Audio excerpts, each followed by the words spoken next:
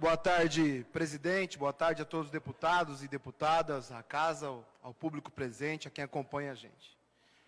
É triste usar o nosso tempo para debater uma pauta para a educação que não seria a importância atual que era se discutir os investimentos, o desmonte, os maltratos e o inimigo imaginário que o governo federal atual está criando contra a educação, professores e outros. A pauta era para ser essa. Era para discutir isso, para melhorar a formação, a continuidade, o método, tantas outras coisas. Mas resolvemos aqui atacar mais uma vez, Coronel Auli, a pauta moralista, que é isso. E eu vou fazer análise desse processo em duas formas. Primeira, na jurídica, que uma lei é responsabilidade nossa trabalhar a questão legal. Primeiro, inconstitucional e com vício de iniciativa. O artigo 206, incisos 2º e 3º da Constituição, estabelece os princípios que devem reger a educação brasileira. Liberdade de aprender, ensinar, pesquisar, divulgar o pensamento e a diversidade de ideias e de concepções pedagógicas. Existe também a LDB, Lei de Diretrizes Básicas, número 93/94 do ano de 96, que trata disso também. Aliás, determina que os currículos terão as diretrizes nacionais, ou seja, compete a âmbito nacional essa discussão. E a gente está aqui, forçando, talvez para gravar um vídeo no Facebook, talvez para soltar no grupo do Zap Zap e provar para um determinado campo eleitoral que eu sou isso, estou fazendo isso, mesmo que é contra a lei. Aliás, tem horas que nem se preocupa com a lei, se preocupa com a fama momentânea. Essa é a verdade que está correndo. Quero também dizer que tem problemas de vício de origem com referência à Constituição Estadual. Alguns não colocaram essa parte aqui. O projeto original, o 606, que está sendo votado hoje, do deputado Ricardo Arruda, em seu artigo 1º, fica criado no âmbito do sistema educacional, sistema estadual de ensino, o programa Escola Sem Partido, atendidos os seguintes princípios. É esse que está votando hoje. O substitutivo não está em pauta. E nele, a gente viola o artigo 66, inciso 4 da Constituição Estadual, que diz que a criação, estruturação e atribuição das secretarias e órgãos do Estado é da administração pública, do governo. Portanto, também é uma pauta que não deveria estar aqui.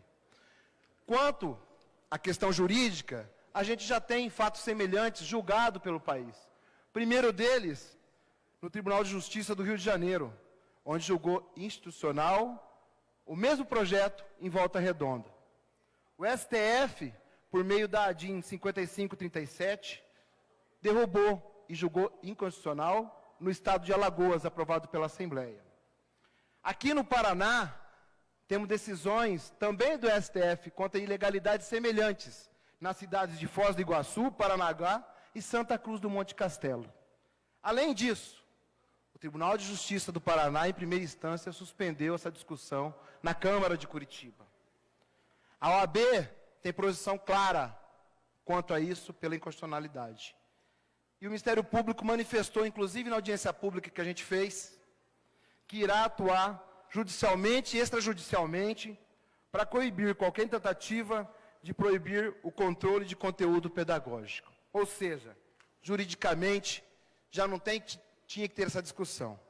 No mérito, quero lembrar que a Escola Sem Partido me lembrou um conto de Roberto Drummond, escrito em 75, que trata da morte de DJ em Paris.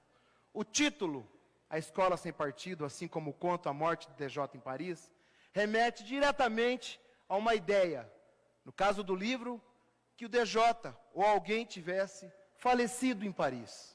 E quando a gente vai ler, quando a gente vai se aprofundar, a gente entende que não é nada disso. Primeiro, que o conto falava de um mundo imaginário que vivia DJ.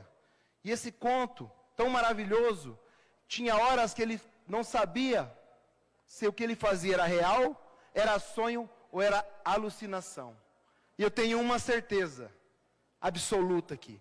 A Escola Sem Partido beira a alucinação. De criar ideias, de não se ter comprovação do que existe e ficar dizendo que existe doutrinação. Primeiro, porque se baseia em muita fake news, muita fala. A gente já viu esse retrato nas eleições. E a gente não pode perder tempo com isso, tem que perder tempo com coisa séria. Se tinha denúncia, foi omisso e não fez no tempo certo para o órgão que devia. E não vem hoje com discurso político aqui pregar de moralista. Segundo, o que querem na verdade é acabar com a diversidade de pensamento, o pensamento crítico nas escolas. E sim, fazer com que disciplinas importantes como filosofia, história e sociologia tenham prejuízo contra a serem tratadas dentro da sala de aula. O método que eles colocam não é nada claro. Inclusive, na audiência pública, a pessoa que representava o MBL disse: não está claro como serão classificadas as denúncias de quem irá julgar. Ora, se nem os proponentes sabem disso. Foi fala aqui dentro. Ainda, escola sem partido. Escola sem partido é mentira. É escola com partido único. E o exemplo maior disso foi quando o ex-ministro da Educação, Vélez, pediu para gravar as crianças, cantar o slogan da campanha do Bolsonaro e mandar para lá. Isso é escola com partido. E partido de um lado só. Isso é escola com partido. Isso é escola com partido.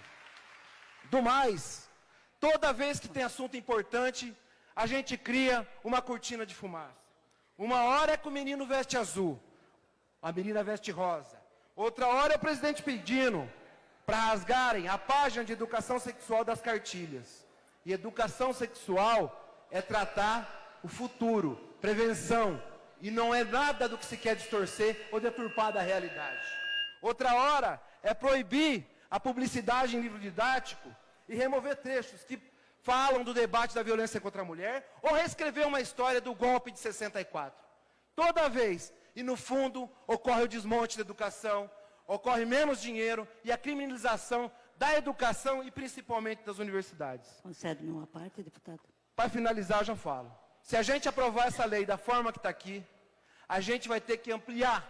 E se hoje tem escola sem partido, tem que ir para o quartel sem partido também, tem que ir para o templo religioso sem partido e etc. Por quê?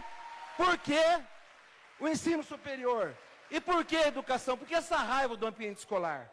Para finalizar, quero dizer uma coisa, para muitos integrantes e defensores do governo federal.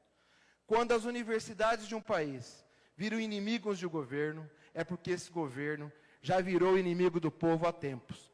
Miguel Nicolés. A parte, deputada Luciana. Eu quero parabenizar Vossa Excelência pelo pronunciamento, me somar a ele, também já deixar bem claro aqui minha posição contrária a esse projeto, porque nós vamos colocar realmente uma mordaça na educação do nosso estado do Paraná. Não podemos concordar com isso, e aqui nós temos que ter a responsabilidade no votar esse projeto. Dizer também, deputado, que quando a gente discute esse projeto aqui, perdemos, de certa forma, uma tarde debatendo. Nós deveríamos estar aqui discutindo a falta de sala de aula, a falta de profissionais que nós temos na educação, né? A falta de uma valorização maior dos nossos profissionais, a violência que ocorre nas escolas nos dias de hoje. Nós precisamos estar debatendo isso, mas estamos aqui querendo impor mordaça, querendo proibir os professores, os nossos jovens, os nossos adolescentes, as nossas crianças, de pensar. A crítica gera conhecimento, gera sabedoria. Nós temos que defender isso. Nós não podemos, de forma alguma, concordar que as crianças, que os adolescentes, que os jovens sejam impedidos de pensar. Como que um professor vai trabalhar a questão da economia, uma conjuntura, a conjuntura nacional hoje, discutir a economia, discutir a política, discutir as injustiças sociais? Como que vai ser visto o pronunciamento desse professor?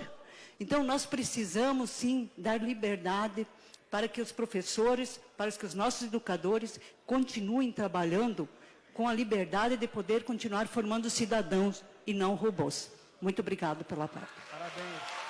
Quero agradecer a parte de Vossa Excelência e dizer que a oportunidade de escolha, o livre pensamento, a liberdade de cátedra são essenciais para o desenvolvimento de qualquer nação, principalmente no nosso caso que a gente está debatendo.